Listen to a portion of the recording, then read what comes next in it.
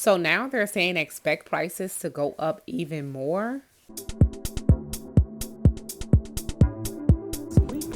see exactly what's going on. Someone did mention medications coming in at even with tomatoes. This is not usual. I mean, I know we be low over here in my parts of New Jersey, but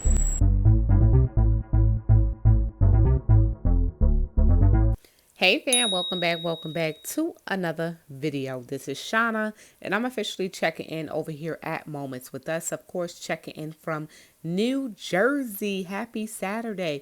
In today's video, we'll bring you guys our news, comments, and reports like we do every single Saturday. This one is a little bit later because I did have some technical difficulties, but we are up and we are running. So let's go ahead and get today's video started. You guys check in.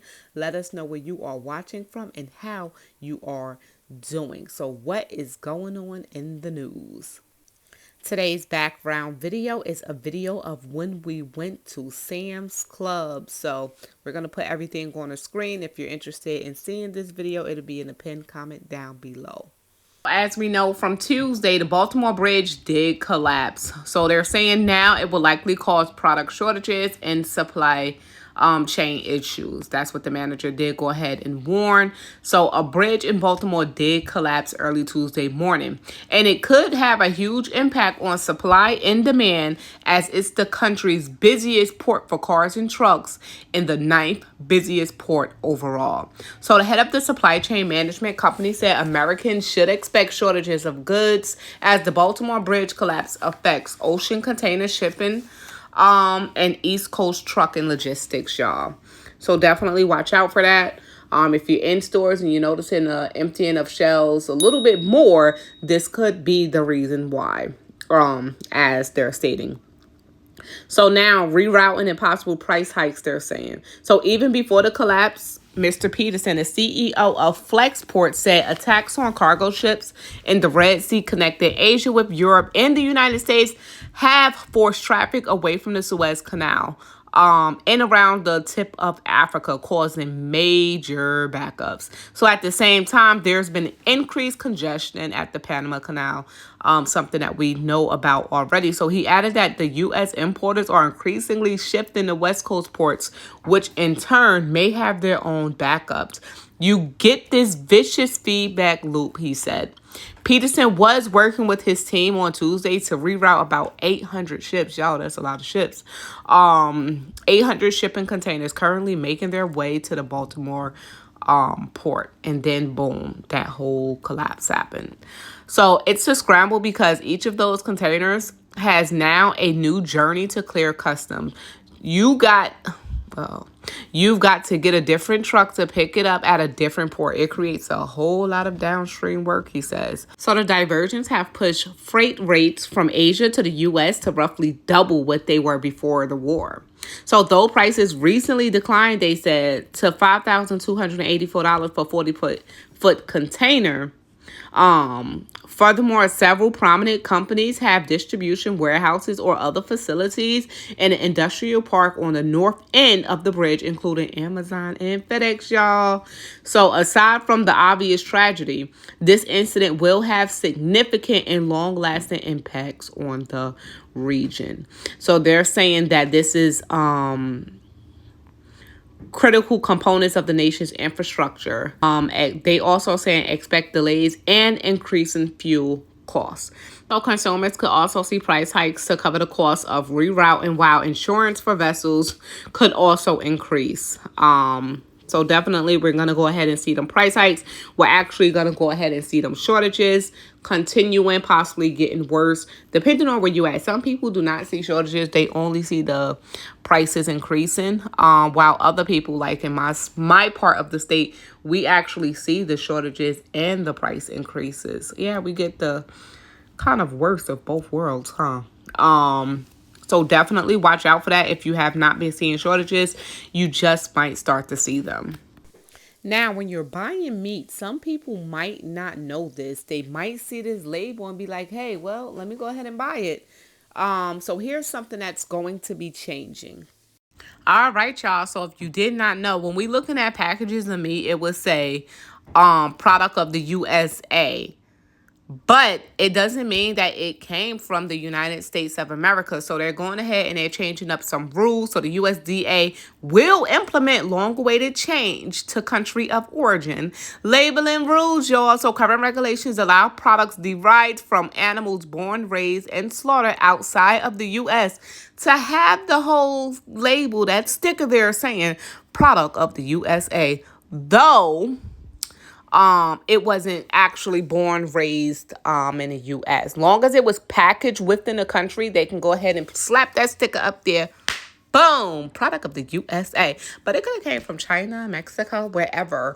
But now they're going to go ahead and they're going to change that up. They're saying a long-awaited rule that changes which meat and poultry goods can bear the label product of the USA. It will give consumers better information and result in fairer compensation for U.S. farmers and ranchers, agricultural experts predict.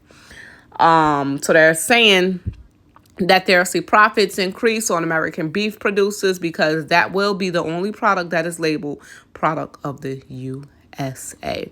And therefore, they'll be able to sell more beef. Okay. So if it's not born, raised, or slaughtered in the USA, it shouldn't have the label product of the USA. Because right about now, that's what the regulations are. As long as, you can get it imported here. They can get it imported here. But, it don't have to be slaughtered here. But as long as it's packaged, it's a product of the USA. So the regulation is a huge win for American farmers, ranchers, and consumers. All right, so they're saying some of the biggest companies that have been labeling product of the USA and wasn't even made in the USA is Cargill, JBS, Tyson, and National Beef. So they unduly benefited from the old rule that allowed the misleading product of the USA label. So these corporations produce cheaper products by outsourcing to countries with fewer health and safety regulations for their workers and animals. Then label the meat as product of the USA because they package it within the United States. So American producers were unable to compete with these cheap prices or distinguish their American-made products from the outsourced meat products, according to the advocacy group. So they're going to go ahead and slap that rule in. They're saying that the product of the USA rule should start January 1st, 2026. So if you did not know, now you know. Just because they have the label product of USA doesn't mean that it was made in the USA. It could have came from wherever else. Long as they packaged it here, then hey, it's a possibility that it's a product of the USA, and it's a possibility that it's not a product of the USA. So y'all definitely watch out for that. Like they said, they're getting it cheaper from countries that don't really have health and safety regulations for their workers or animals. So what are we really eating, right? Yeah, so if you want this article, it will be in the pinned comment down below. Expecting to see some more layoffs dealing with the company Kellogg's. Kellogg's, when we talking about everything that's closing down and people losing jobs. So Kellogg's, So Kellogg's, they plan to close a plant. And it's affecting 142 workers. So in Roseville, Tennessee, a Kellogg's food processing plant in Fayette County will close this year, affecting 142 workers. So the company notified the state Tuesday that the Kellanova Company Ego plant on Morrison Road will begin layoffs starting June 1st, with all separations complete by November 30th. So the closure is definitely permanent, they said. And a resident was shocked by the news, like, hey, that plant been there forever. So Houston has done business in Roseville for decades, and is the owner of a small town boutique and salon near the food processing plant. Just kind of shocked because Kellogg's is like a staple to Roseville. So a lot of states losing their staple companies is something, major for a lot of folks. So while this is the right thing to do for the business, what they're saying, it is never easy when people are losing jobs. And we are committed to assisting our employees with resources and support. So now a lot of people in the community are just hoping that whatever, company is going to be put there, if another place would be put where Kellogg's was located, hopefully it's a company that can offer more jobs. Because when a lot of these businesses close down, that's one major thing the community lose out on money. They lose out on jobs, and that creates a huge issue within any family. You need money to survive, basically. You need money to survive. And when jobs are constantly being lost with these companies constantly closing, it definitely hurt families. So yeah, we're gonna go ahead and leave that right there where it's at as well. All right, so our grocery store is open for Easter 2024. Let's go ahead and find that out right now. And of course, if you guys know of any stores in your area that's not listed, let us know in the comments down below. Happy Easter to all of you guys who do celebrate. So while some national grocers such as Costco, Aldi, and Publix will be closed on Sunday, March 31st, others like Walmart, Kroger, and Food Lion would be open. So it's not like Christmas and New Year's when those stores was actually closed. For Easter, they're saying there actually would be open. So here's what you need to know. Is Walmart open on Easter? Walmart stores would be open regular hours on Easter. So if you decide last minute you want to cook an Easter dinner, your Walmart would be open. Is Target open on Easter? All Target stores, they actually would be closed on Sunday, March 31st. Is Kroger open? Most stores in the Kroger family companies will be open on Sunday. So a lot of stores actually would still be open. Costco, nope. They're closing. Sam's Club would be closed as well. Trader Joe's would be open normal hours. Aldi, no, they would be closed. Publix, no, they would be closed. Food Lion, they would be open their regular hours. So it seems like there will still be a lot of stores to actually go out and shop at on Easter if you need to do something last minute. Whole Foods, yes, they would be open, but they would close at 6 p.m. Wegmans will be open. They didn't state if they're going to close early or not. Meijer, yes, they will be open regular hours. Harris Teeter, they would be open as well, regular hours. HEB, no. HEB, guess what? They closed. I hear they're real popular in Texas. Sprouts Farmers Market, they would be open. Seems like regular hours. Safeway, actually, let's see, would be open on Easter. This includes the Safeway, Albertsons, Jewel, Osco, Acme, Vons, and Tom Thumb. They would all be open. So only a few stores would be actually closed on Easter. I feel like Walmart is shutting down more stores than they ever shut down before. So with all of these stores closing back to back to back, guess what? Walmart is closing 3 more stores in 2 states. Just after a huge discount change, it would be shuttering 1,000 locations. And we know that's the Dollar Tree Family Dollar line. So Walmart is reporting that they're going to go ahead and shut down 3 more stores. Yes, these supposed closures could be set to happen in California and Maryland. So guess what? California, Maryland, y'all will be losing another Walmart. So let's go ahead and see if we can find which ones. So the retailer, they did already shut down 1 location in Ohio and 2 in San Diego, California in 2024. So another reported 2 in California and Ohio would bring the total to 6 stores to shut down this year thus far. So it doesn't give the exact location, but it does say in California and Maryland due to underperforming basically stores. So they're going to go ahead and be shutting down. I haven't heard anything yet saying due to theft. It's just saying underperforming. Just not too long ago, everything was due to theft. But now it's just plain blankly saying underperforming. So 2 stores would be closing as far as with Walmart. Wow, it's crazy. Melbourne, Florida today reached gas at $3.65 per gallon.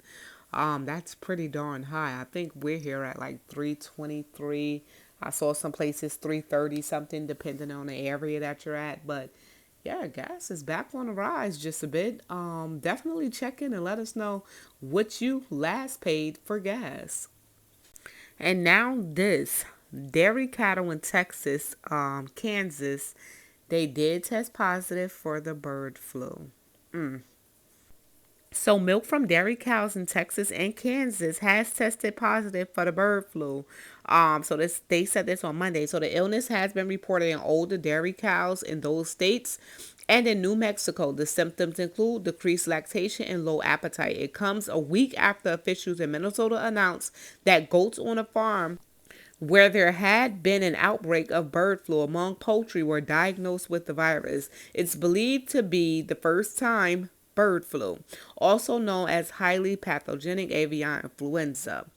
So definitely that's something to look out for. So there you have it. So milk from dairy cows in Texas and Kansas has tested positive for the bird flu. And this just about sums up how I feel after I come home from shopping. I must be getting stronger with age. I can now bring in $300 worth of groceries in one trip. And there it is, just that one bag.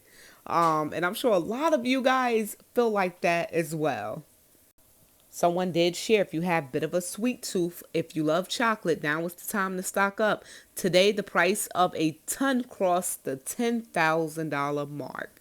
And it's still heading higher. And by the way, sugar is going up too. This was actually shared a few days ago. So if you have a sweet tooth for chocolate, now is the time to go ahead and get it.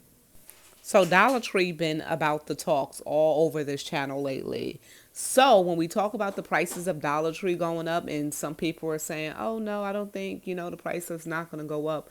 Well, unfortunately, more and more states are starting to see the price in their Dollar Tree go up rather fast. So take a look at this. I'm in Dollar Tree. Look at the prices for the Crayola items. I'm just gonna pan over so you can see.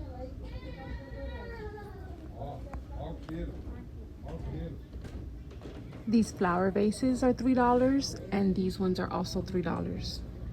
$3 for this shampoo and conditioner, $3 for this one, and look, even Be Pure dry shampoo is $3. $5 for this sunscreen.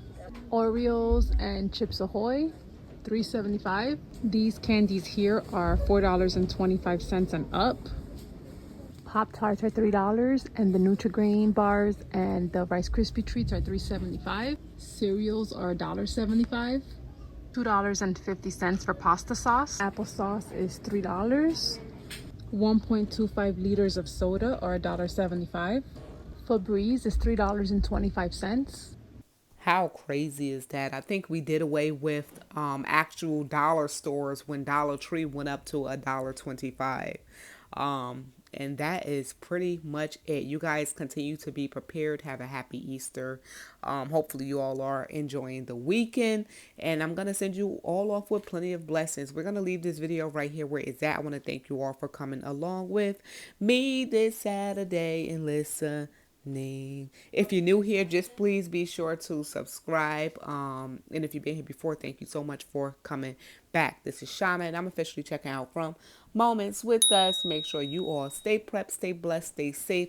Most of all, remain beautiful queens and kings. Until next time, y'all, I'm officially up out of here. Peace.